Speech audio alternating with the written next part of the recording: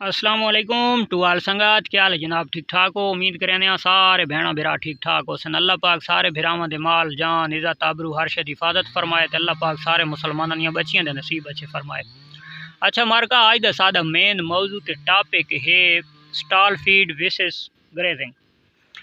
भाई केड़े stall feed दे विच बीमारियां दे असरात ज़्यादा न या ग्रेजिंग दे विच ज़्यादा न और प्रॉफिटेबल केड़ी चीज़ ज़्यादा है? वो तो लाजमी गल है, हर बंदे नूं पता है। आम तो आम बंदे नूं पता है कि स्टॉल फीड दे उत्ते खर्चा है ते ग्रेजिंग दे उत्ते खर्चा कोनी। लेकिन ये तो सिर्फ थी गया ना जानवर दा पेट भरावन तक महदूद। ते बीमारियां दे हवाले नाल भी गल करां भाई ग्रेजिंग दे विच क्या बीमारी ज़्यादा पाई वेंदी है या कम पाई वेंदी है, ताजे उस दे उत्ते असां जनाब इंशाअल्लाह रोशनी पैसा। तो ये हुण तुसां देख गिनो माशाअल्लाह जानवर अपने ग्रेजिंग करेंदे वदन केशे दे विच ये माल्टां दा बाग है। ठीक है, ये पिछे तुम शोर ही सुनते पे सो पर पटाई लगी पई है माल्टां दे बाग दी। माल्टे का बाग है खत्म थी। तो ग्रेजिंग वाले जानवर की वर्जिश बहुत ज़्यादा होंगी है और स्टॉल फीड वाले की वर्जिश बहुत कम होंगी है। यानी कि वो फार्म दे विच अगर फार्म जैसा खुला है तो जानवर की थोड़ी ग्रेजिंग है, अगर छत्तां दे या छौड़ा फार्म है तंग जगह तो उत्थे वर्जिश कोनी। तो अलहमदुलिल्लाह तुहानू पता है कि अगर इंसान ही वर्जिश दी च रहे तो वह ज़्यादा ही फिटनेस दे विच रहिंदा है। अच्छा पहला सवाल एक क्लियर हो गया। दूसरे नंबर दे आ गई है खुराक की गल। तो पहले दस गया लाजमी गल है ग्रेजिंग दे खर्चा है अपना स्टॉल फीड दे खर्चा है और ग्रेजिंग दे खर्चा बिल्कुल जीरो है। ये हूँ यानी कि सुबह टाइम ही थाई फिर के वैसे शाम टाइम ही चार के वैसे ना चारा पावना पोसी ना मिसा पावना पोसी।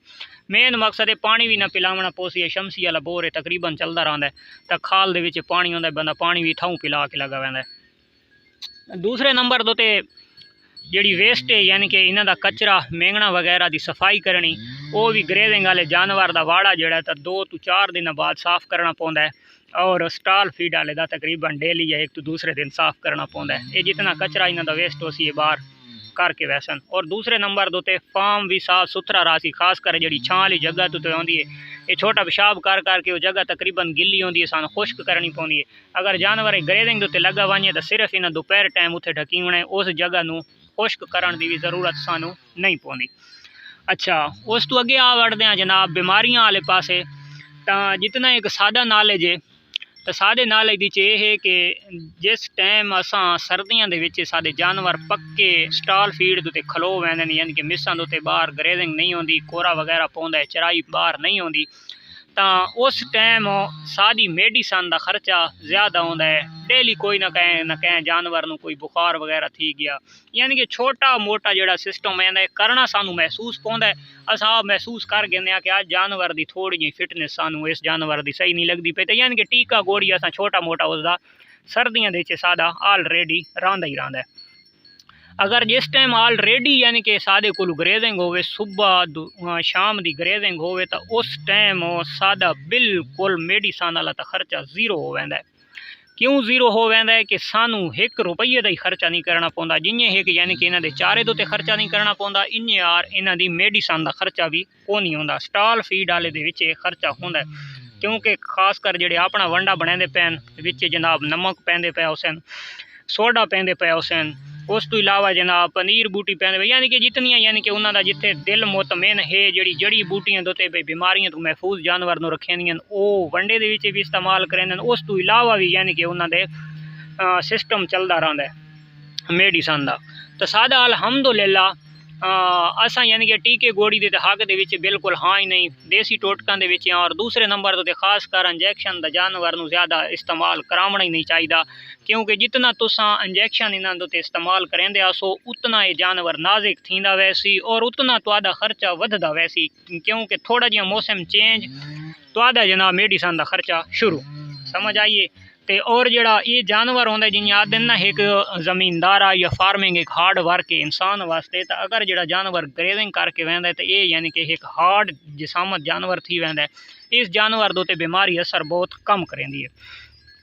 अच्छा उस तो इलावा गल रह गई भाई यार ग्रेजिंग वाले जानवर नूं क्यों मेडिसन नहीं लावनी पौंदी, क्यों इन्हों जरूरत कोनी। तो इन्हों जरूरत कोनी मैं एक पौधा तुहानू दिखवैना अगर मैंने इतने विच नज़र आ गया तो वैसे तो जड़ी बूटियां हज़ारां जेड़े इतने जानवर खाने तो वह एक बूटा है एक्सन का। तो वह एक्सन का बूटा गालबन इस दे विच भी तले को नहीं खलोता। ठीक हो गया। तो ये है कि पीलकू जी खलोती है, ये वाइट कलर के फुल चाहिए है। ये चेक करके ना ये थोड़े दिहाड़ा तई ना ये नीले रंग की यानी कि ना दोधियां बन वैंदियां ते नमकीन नमकीन होंदियां बड़ियां मज़े दी होंदियां इस बूटी दे उत्ते। ते इसनूं भी जानवर बहुत शौक दे नाल खांदा है। समझ आ गई है। ये भी एक एज ए डिवर्मर है। और दूसरे नंबर दे उत्ते ये देखो ये सामने खानी खलोती है तोती है। ये जड़ी बूटियां खानी खलोती है, ये नमकीन बूटी है और बड़ी हार्ड बूटी है।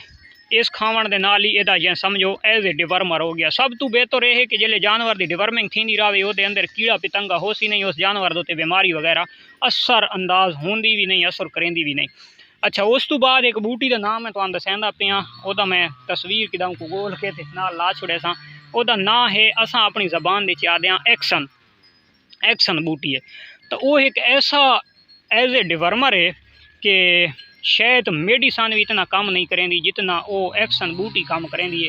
वो जानवर एक खलोता है सॉरी है ये सामने देखो ये जड़ा पौधा है तो ये एक्सन का पौधा उगा खलोता है। इसका उसे ना रलदा मिलता है, लेकिन जड़ा ना ये एक्सन का बूटा ये पौधा यानी कि पुराना ढक्कां दे विच मणा दे विच थींदा है। तो ये काफ़ी वड्डा थी वेंदा, इहदियां जड़ां छड़ां चंगियां मजबूत होंदियां, उतों खुश्क होवे सी वत बारिशां आसन तो वत ये उगां दे सावा थी आंदा खुशहाल थी वेंदा है। तो इसनूं जानवर बड़ी शौक नाल खांदे, चाहे वड्डा जानवर होवे ते चाहे भेड़ बकरी होवे। तो ये जिहड़े ग्रेविंग वाला जानवर इस चीज़ नूं खास कर खांदा रहिंदा है। तो उस जानवर नूं कदां वास्ते ना तो डिवर्मिंग की जरूरत पौंदी है। जिहड़े पुराने पुराने आ जिहड़ियां पुरानियां मेरियां वीडियो वांच के देखो खिचियां दियां जिहड़ियां मैं बनाईयां होईयां ताज खिची दियां या उस तो इलावा सदीक खिची दियां, तो कोई मेडिसन यूज़ नहीं करेंदे। मैं वो दसा ही अगर कहीं जानवर नूं मोशन मोक वगैरह लग वजें पेचस लग वजें तो वो चीनी और पत्ती यानी कि चाह पकाने वाली पत्ती ते चीनी वो मिक्स करके एक एक चमची उस जानवर नूं देने चा उन्होंने मोक ही रोक वैंदी है। तो गल करन दा मकसद है कि न कोई डिवर्मर न कोई टीका न कोई गोली कोई चीज़ नहीं, यानी कि उन्होंने ग्रेविंग का भी जीरो चराई का भी जीरो खर्चा कोई खर्च नहीं। और उस तो इलावा जनाब मेडिसन का भी उन्होंने जीरो बजट आता है, कोई खर्चा नहीं आता। उसके बावजूद भी असा थोड़ा बहुत कर वैने थोड़ा जिहा सोशल मीडिया के उत्ते बंदा आ गया। तो उस तो इलावा जनाब ये वहम जोड़ा होंगे तो वह वहम का इलाज को नहीं आता, तो बंदा मेडिसन वगैरह थोड़ी बहुत यूज़ कर गिंदा है, लेकिन इतनी नहीं कि जितनी बे फार्मा के यूज़ थी पई है। तो असं अपने दोस्तों को आखा कि यार रवेती चीज़ है, हार्ड वर्क जान है, इस जानवर को इतनी जरूरत मेडिसन की वगैरह की नहीं होंगी जितनी एक तुसा करेंदे पे हो। हाँ खास कर जो शहरों के रांदे पे उन्होंने नाल देहात पिंड तो हिन होंगे तो वो यानी कि बूटी अगर तुसा पट के घिन वजो अगर तुसा जानवर घतेंदे रसो तो वह एज ए डिवर्मर है। उस तो इलावा जनाब दरेख जी होंगी इसके पत्ते खांदा रहे जानवर एज ए डिवर्मर है। निम जी होंगी निम का पौधा खांदा रहे जानवर उसका पत्रा खांदा रहे वो एक एज ए डिवर्मर भी है। और दूसरे नंबर पर वो ठड्डी है। सर्दियों के खास कर देहातों के शरीर बहुत ज़्यादा यूज़ थी। तो शरीर भी एक इतना कौड़ा पौधा इतना कौड़ा एक दरख्त है कि वो भी एक एज ए डिवर्मर है। तो समझ आ गई इतने छोटे नुस्खे अगर ये इंसान फार्मर अगर करेंदा रहो एक फर्ज करो 10 जानवर हैं एक फार्मर को, ठीक हो गया। अच्छा 10 जानवरों का वो मेडिसन यानी कि पूरे साल का बजट लिख के आने ना, तो वो इन छोटिया छोटिया चीज़ों के एक्शन थी गया शरीर थी गया निम थी गई दरेख थी गई वह कहनी है जी यानी कि पौधे वगैरह वो खिलांदा रहे जानवर नूं।